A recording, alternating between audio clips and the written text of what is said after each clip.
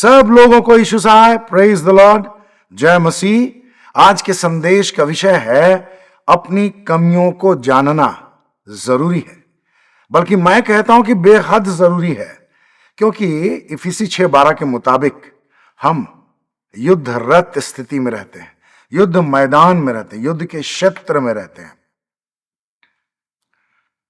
हमारा युद्ध किसी मनुष्य से नहीं है, बल्कि प्रेरित पौलुस ने हमें पवित्र आत्मा की अगुवाई बहुत अच्छी तरह से बताया कि हमारा युद्ध अंधकार की शक्तियों के विरुद्ध है, यानी शैतान के सैनिकों के विरुद्ध है। और अगर हम युद्ध क्षेत्र में कमियों और कमजोरियों के साथ पाए जाएं, तो क्या शत्रु हमारी कमियों और कमजोरियों का फायदा नहीं उठाएगा? बिल्कुल उठाएगा। तो आज मैं आपको बताना चाहता हूं कि हमें क्यों अपनी कमियों और कमजोरियों को जानना जरूरी है। तो मैं कुछ उदाहरण आपके सामने रखना चाहता हूं। हो सकता है कि ये उदाहरण आपके जीवन के लिए बहुत लाभदायक सिद्ध हों। इन उदाहरणों के द्वारा आप अपने जीवन की कमियों को देख सकें। इनके अलावा भी कई कमियां हो सकती हैं। अगर आपको अच्छा लगता है तो अपनी कमियों का, कमजोरियों का एक लिस्ट बना लीजिए और लगातार प्रभु के चरणों में उनको रखिए। उन कमियों के ऊपर, जो कमजोरियां हैं आपकी, उनके नामों के ऊपर अपना हाथ रख करके प्रभु को पुकारिए और ईमानदारी से उन कमियों से, कमजोरियों से बाहर आने के लिए प्रभु पर भरोसा कीजिए। प्रभु को बार बार पुकारिए, प्रभु से प्रार्थना कीजिए। और जब प्रभु आपके अंदर इस बात की सिंसियरिटी देखेगा कि आपके अंदर जो कमियां हैं आप उनसे छूटना चाहते हैं, तो वह अवश्य आपकी सहायता करेगा, क्योंकि प्रभु हमें लगातार विजयी करना चाहता है।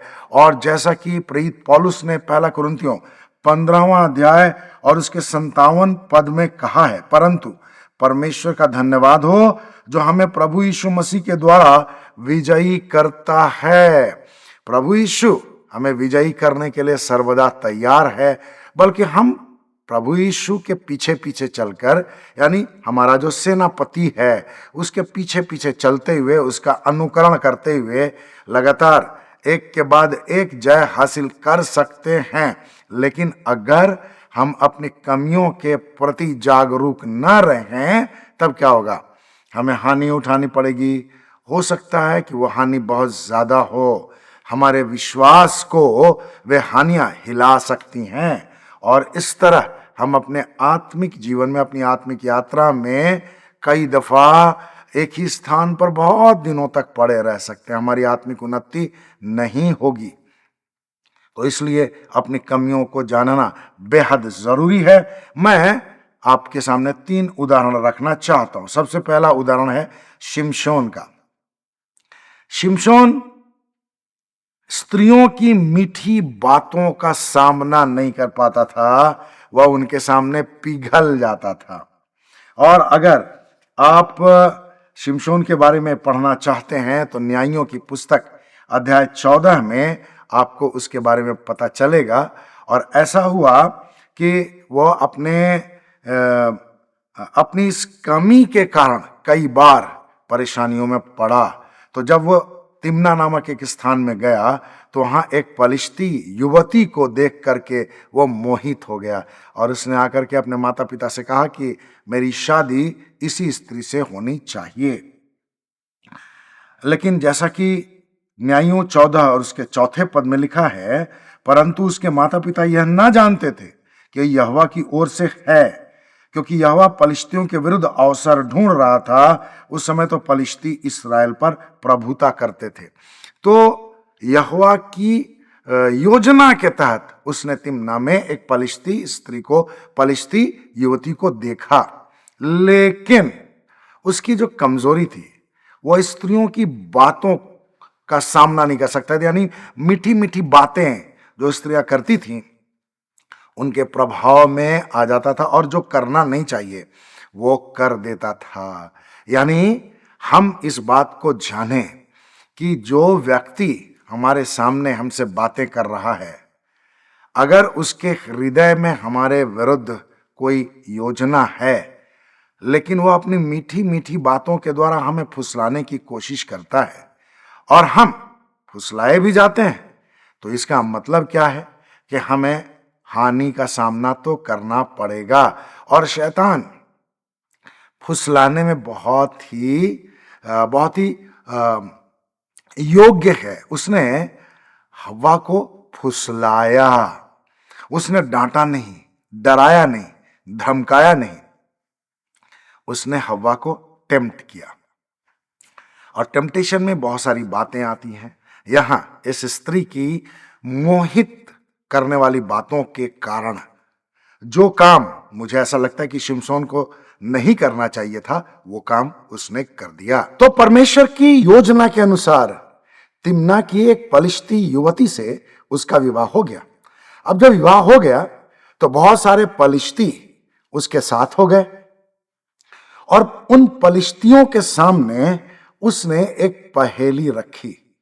और पहेली न्यायों की पुस्तक अध्याय 14 उसके 14वें पद में इस प्रकार उसने पहेली पलिश्तियों से पूछी। इस पहेली का अर्थ उन्हें बताना था। यहां लिखा है, इसलिए उसने उनसे कहा, खाने वाले में से खाना और बलवंत में से कुछ मीठी वस्तु निकली। तो यह पहेली कोई पारंपरिक पहेली नहीं थी, बल्कि यह तो शिमशोन के अनुभव से निकली हुई एक पहेली थी। तो पलिश्तियों को कैसे पता चलता कि इसका अर्थ क्या है? और उसने इस पहेली के अर्थ बताने के एवज में वादा किया कि वह उनको 30 कुर्ते और 30 जोड़े कपड़े देगा, और अगर पहेली का अर्थ वे न बता सकें तो इतनी वस्तुएं वे खुद शिमशोन को देंगे। 7 दिन का समय शिमशोन ने उनको दे दिया। अब 3 दिन तक वे खूब माथा पच्ची करते रहे और उसके बाद उन पलिश्तियों ने तिम्ना की उस युवती को अपने प्रभाव में ले लिया और वह युवती लगातार शिमशोन के नाक में दर्द करने लगी। बार बार वह शिमशोन से पूछने लगी कि पहेली का अर्थ क्या है, पहेली का अर्थ क्या है। और अपनी मीठी चिकनी चुपड़ी बातों के कारण वो उसको इस बात के लिए राजी करने में सफल हो गई कि वह उसे पहेली का अर्थ बताए। अब नई नई शादी हुई थी। अब जो स्त्रियां चालाक होती हैं वे अपनी मीठी मीठी बातों से इसी तरह अपने ससुराल के लोगों को प्रभाव में लेने में सफल भी हो जाती हैं। तो कई पति इसी प्रकार पत्नियों के अधीन आ जाते हैं। पत्नियों की मीठी मीठी बातों के कारण उनको इस बात में कोई कमी या कोई गलती का एहसास नहीं होता। यह वास्तविकता है। और इसी गलती के कारण, इसी कमी के कारण दलीला के साथ भी उसकी जो सामर्थ्य थी, जो छिपी हुई सामर्थ्य थी, जो उसके बालों में थी, उसका राज उसने दलीला को बतला दिया और पलिश्तियों के कारण उसे काफी हानि उठानी पड़ी। तो जब हम अपनी कमियों कमजोरियों को प्रभु के सामने नहीं रखेंगे और उन पर हम जीत हासिल नहीं करेंगे तो हम तो युद्ध स्थल में हैं ही। युद्ध में जाने की जरूरत नहीं है, हम तो युद्ध स्थल में पाए ही जाते हैं। घर हो या कार्यालय हो, बाजार हो, हम हर जगह युद्ध स्थल में पाए जाते हैं आत्मिक दृष्टिकोण से। तो अगर हम अपनी कमियों पर विजयी ना हो तो हमें शैतान के सैनिकों के द्वारा जरूर हानि उठानी पड़ेगी। अब मैं दूसरा उदाहरण आपके सामने रखना चाहता हूं। दूसरा उदाहरण है यहूदा इस्करियोती का। हम लोग जानते हैं कि प्रभु यीशु को इसने चांदी के 30 सिक्कों के कारण धोखा दिया। अब चांदी के 30 सिक्कों की जरूरत क्या थी? यहूदा इस्करियोती को पैसों के प्रति लालच था। उसके अंदर में पैसों के प्रति बहुत ही गहरा लालच था और इसी लालच के कारण उसने प्रभु यीशु का सौदा भी किया। सिर्फ चांदी के 30 सिक्कों के द्वारा। अब यहां पर मैं आपको यह बताना चाहता हूं कि अचानक से उसके अंदर में पैसों के प्रति लालच नहीं आ गया, बल्कि यह लालच उसके अंदर बहुत पहले से था। और इसका उदाहरण क्या है? जब प्रभु यीशु मार्था और मरियम के घर में था अपने शिष्यों के साथ, तो वहां मरियम ने किस प्रकार प्रभु के प्रति अपनी भक्ति और अपना समर्पण प्रकट किया, यह बात बहुत ही सुंदर तरीके से लिखी हुई है। मैं यूहन्ना 12वां अध्याय 3 पद पढ़ना चाहता हूं। यह लिखा, तब मरियम ने जटा मासी का आधा किलो बहुमूल्य और असली इत्र लेकर यीशु के पैरों पर मला और अपने बालों से उसके पैर पोंछे और इत्र की सुगंध से घर सुगंधित हो गया। तो यह बहुत बड़ी बात थी। जटामासी का आधा किलो का इत्र बहुत ही बहुमूल्य माना गया है। और यह बात अन्य चेलों को कैसी लगी यह नहीं बताया गया है यहां, लेकिन यहूदा इस्करियोती को यह बात बड़ी ही नागवार गुजरी। और क्या हुआ, उसने क्या प्रतिक्रिया व्यक्त की, यह बात 5वें पद में लिखा गया है। लेकिन मैं 4 और 5 पद 4 से 6 पद पढ़ करके आपको बताना चाहता हूं। यह लिखा, परंतु उसके चेलों में से यहूदा इस्करियोती ने, जो उसे धोखे से पकड़वाना चाहता था, कहा, इस इत्र को 300 दीनार में बेचकर कंगालों को क्यों नहीं दे दिया गया? उसने यह इसलिए नहीं कहा था कि उसे कंगालों की चिंता थी, परंतु इसलिए कि वह चोर था और उसके पास रुपयों की थैली रहती थी और जो कुछ उसमें डाला जाता था वह उसे चुरा लिया करता था। तो प्रभु यीशु के साथ भी एक चोर रहता था। क्या प्रभु उसे नहीं जानता था? प्रभु यीशु हम सब के बारे में सब कुछ जानता है। तो आज बहुत सारे लोग जो सेवकाई में हैं, उनके अंदर में भी ये कमजोरी है। बहुत से लोग जो चर्च की कमेटी में हैं, उनमें से कुछ लोगों के अंदर में ये कमी पाई जाती है। किसी न किसी प्रकार का लालच, पद प्रतिष्ठा का लालच, धन का लालच। और बहुत सारे ऐसे लोग हैं जो कमेटी में तो नहीं है, सेवकाई में तो नहीं है, लेकिन फिर भी उनके अंदर में लालच का यह स्वभाव पाया जाता। हालांकि वे प्रभु यीशु पर विश्वास करते हैं। और ऐसा भी संभव है कि बहुत से उद्धार प्राप्त लोग इस कमजोरी में फंसे रहते हैं और उनकी आत्मिक आंखें इतनी खुली हुई नहीं रहती कि वे अपनी कमियों को, कमजोरियों को देख लें।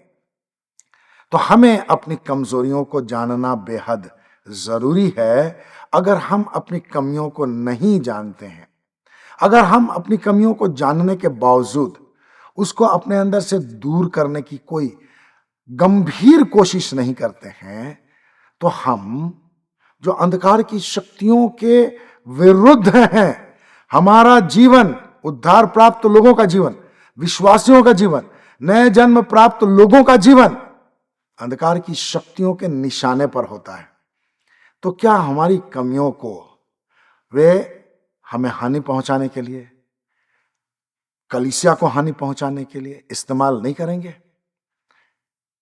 ऐसा उदाहरण बहुत सारा हम अपने आसपास देख सकते हैं, अपनी कलीसिया में देख सकते हैं, सुसमाचार प्रचार के क्षेत्र में देख सकते हैं, बहुत सारे विश्वासियों के जीवन में देख सकते हैं कि कमियों को जब कोई व्यक्ति विश्वासी होने के बावजूद नहीं समझता है, उन्हें दूर करने की कोशिश नहीं करता, तो उन्हें तो हानि होती है, उनके परिवार के लोगों को भी हानि होती है, कलीसिया को भी हानि होती है, मसीह संप्रदाय को हानि होती है। और इस तरह से शैतान के सैनिकों को मसीहियों के ऊपर कब्जा करने का या उन्हें सताने का और उन्हें हानि पहुंचाने का, उन्हें पराजित करने का मौका मिल जाता है।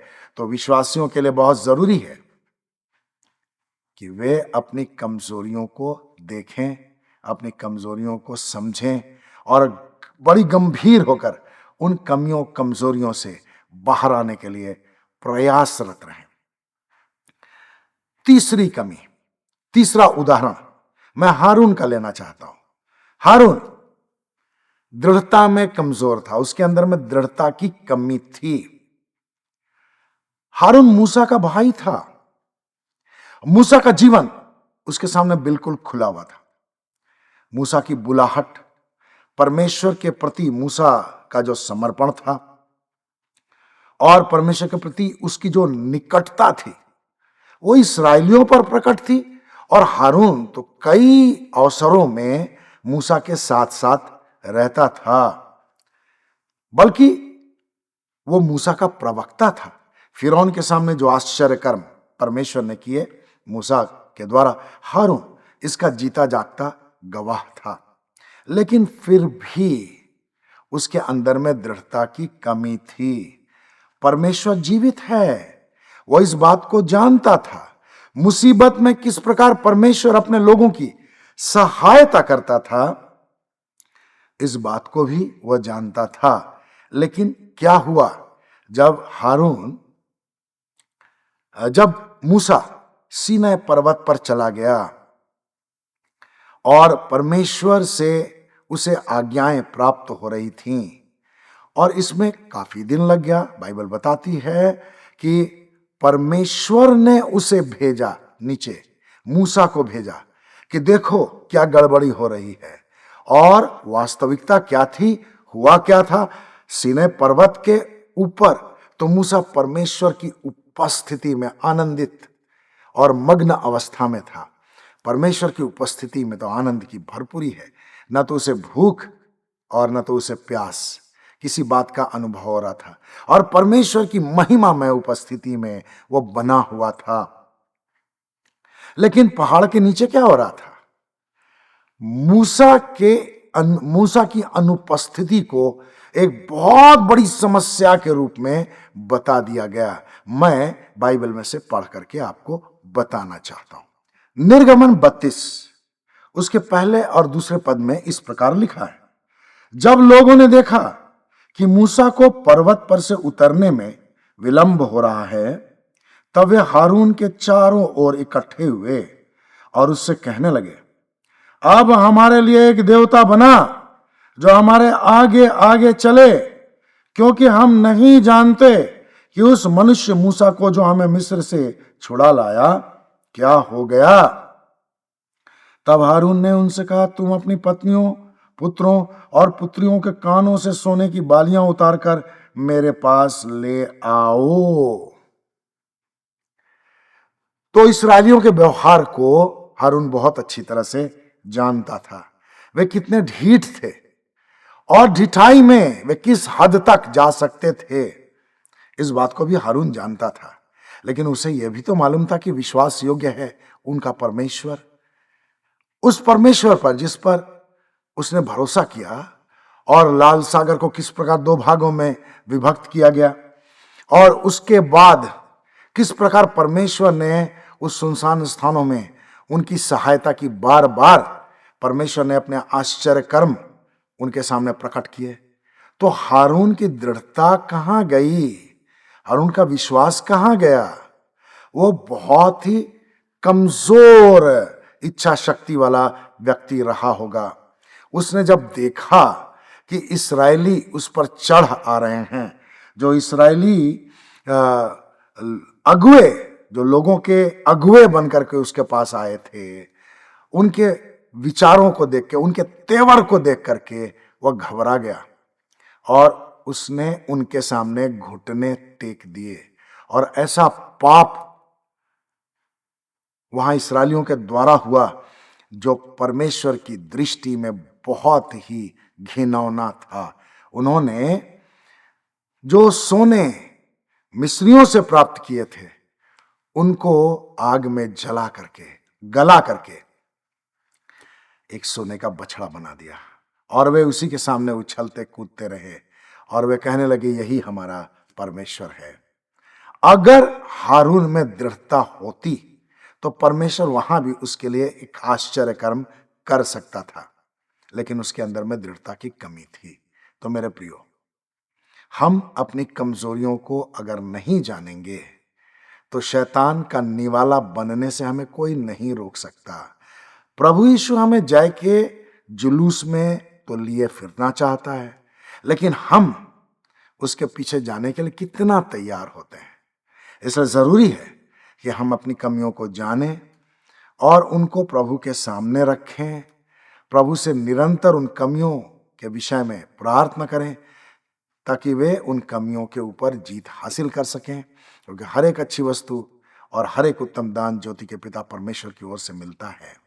और हमारे स्वभाव में जो कमियां हैं वो परमेश्वर की सामर्थ के साथ, परमेश्वर की सामर्थ के द्वारा दूर हो सकती हैं। परमेश्वर आपको आशीष दे। आप लगातार इस विषय में प्रार्थना कीजिए ताकि आपके जीवन में, आपके चरित्र में जो कमियां हैं वे दूर होती चली जाएं। परमेश्वर आपको आशीष दे। हालेलुया।